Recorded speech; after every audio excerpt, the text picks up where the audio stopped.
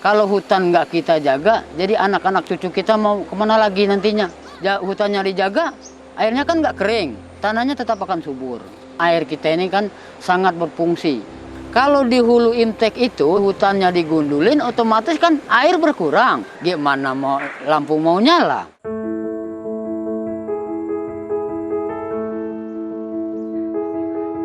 Jadi boleh diomongkan kita berinisiatif gimana hutan kita bisa terjaga, lestarinya ya gimana tetap utuh gitu. Jadi nggak ada sifat-sifat bayaran itu nggak ada gitu.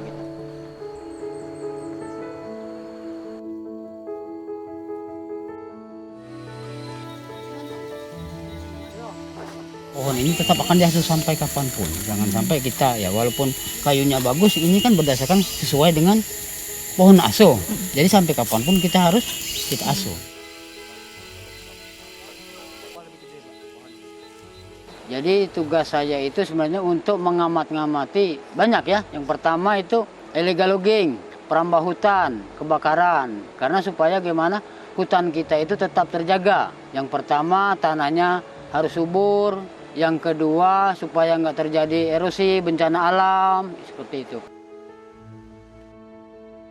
Ini pohon tenamnya ini. Jadi kalau untuk tenam itu sebenarnya variasi ya bisa dibikin papan, bisa dibikin kusen. Kalau ini mungkin bisa ngalami sudah 20 tahunan. Sekarang posisinya di pohon asuh ya. Karena itu tadi supaya gimana caranya pohon ini bisa terjaga. Jangan sampai terjadinya dimasukin illegal logging dan sebagainya.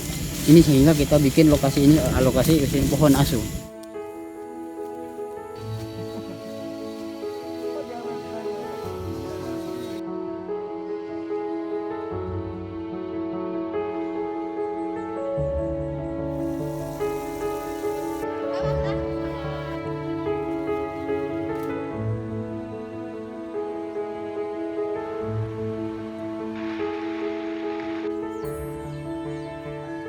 Jadi saya tinggal di Sair Tenam ini 1990. Kalau untuk listrik kita mikrohidro itu ya PLTMH itu 2012. Sebelum 2012 itu lampu kaleng itu loh. Lampu kaleng bekas kaleng susu dibolongin, dikasih minyak tanah seperti itu. Itu selama belum ada lampu.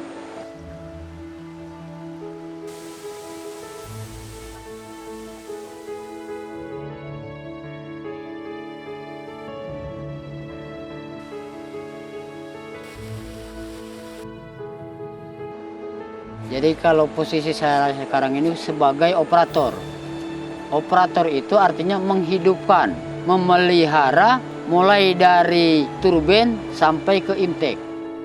Sumber airnya kita ini walaupun gede kan kalau hutannya gundul, jadi lama-kelamaan kan bisa kering. Air kita ini kan sangat berfungsi. Hutannya dijaga, airnya kan nggak kering, tanahnya tetap akan subur. Di situ kan ada pembangkit listrik ini yang diambil dari air. Yang dulu-dulunya pakai lampu kaleng sekarang bisa nonton televisi. Yang punya kulkas bisa bikin es. Kalau masak selama ini pakai kata orang dusun pakai periuk ya. Sekarang sudah bisa lah ngikutin kecanggihan zaman pakai Magicom gitu.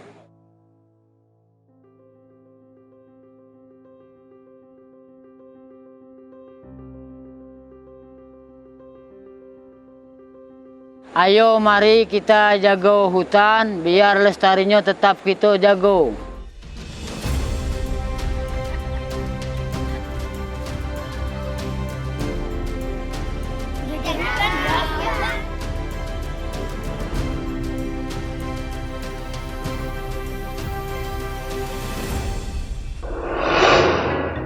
Indonesia punya berbagai situs atau bukti-bukti peninggalan bersejarah, salah satunya adalah Benteng Marlborough atau Fort Marlborough yang ada di kota Bengkulu. Lokasinya berada tepat di pinggir pantai Tapak Padri yang menghadap langsung ke kota Bengkulu dan bersebelahan dengan kawasan Kampung Cina atau Chinatown kota Bengkulu.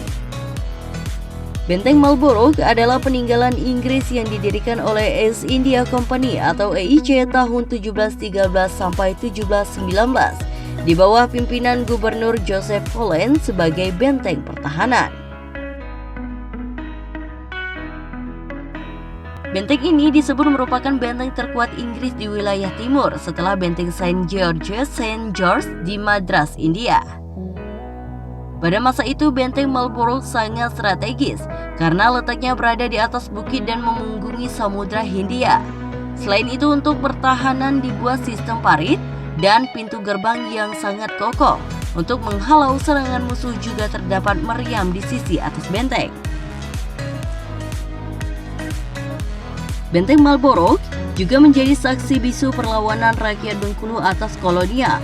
Beberapa catatan sejarah penting terjadi di antaranya tahun 1793. Serangan rakyat Bengkulu pada saat itu menewaskan ofisir Inggris Robert Hamilton dan pada 1807 Residen Thomas Park juga tewas.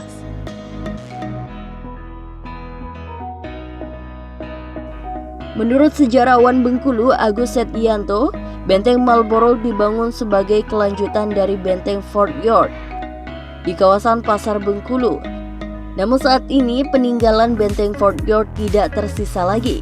Selain perlawanan rakyat Bengkulu kepada Inggris, peristiwa sejarah penting di benteng Marlborough adalah peralihan kekuasaan antara Inggris dengan Belanda melalui perjanjian Traktat London.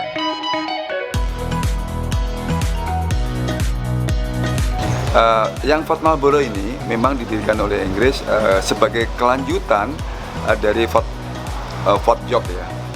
Benteng ini didirikan sekitar 1714 dan 1719 itu ditempati oleh Inggris dan para pegawainya. Tetapi di 1719 terjadi insiden penyerangan di Fort Marlborough sehingga para company Inggris ini lari tunggang langgang, sebagian ada yang langsung ke India, sebagian ada yang di Batavia. Dan kemudian sekitar 1722 diperbarui lagi, datang lagi Inggris, sampai kemudian nanti di tahun 1825 sesuai dengan perjanjian Traktat London, Inggris harus keluar dari Bengkulu dan sebagai gantinya dia akan mendapatkan daerah baru yaitu di Singapura. Nah, kemudian Belanda masuk. Di dalam benteng Marlborough terdapat beberapa ruang, di antaranya ruang tahanan dan ruang penjagaan. Ruang tersebut saat ini difungsikan sebagai ruang untuk memajang peninggalan dan memorabilia masa penjajahan dahulu.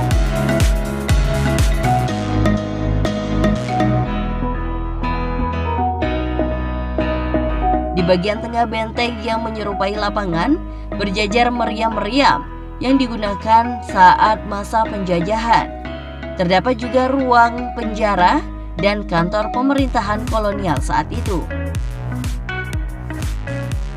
Bagi Anda masyarakat Bengkulu atau wisatawan yang baru berkunjung ke Bengkulu, tak ada salahnya Anda berwisata sekaligus kilas sejarah ke benteng Marlborough yang pastinya Indonesia punya ini. Selain melihat peninggalan masa kolonial, Anda juga bisa menikmati pemandangan dari atas benteng, di antaranya Pantai Tapak Padri dan kawasan Kampung Cina. Tim Liputan melaporkan dari Kota Bengkulu.